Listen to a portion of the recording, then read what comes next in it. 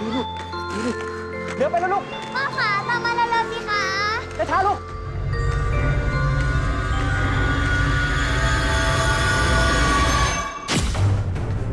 ตอนนี้อาการเธอปริมาณเกล็ดเลือดเหลืออยู่แค่1 ใน 3เท่านั้นนะครับ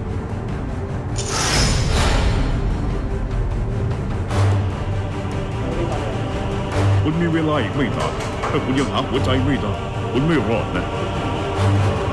ผมหาหัวใจมาทดแทนให้พี่ได้แล้วครับ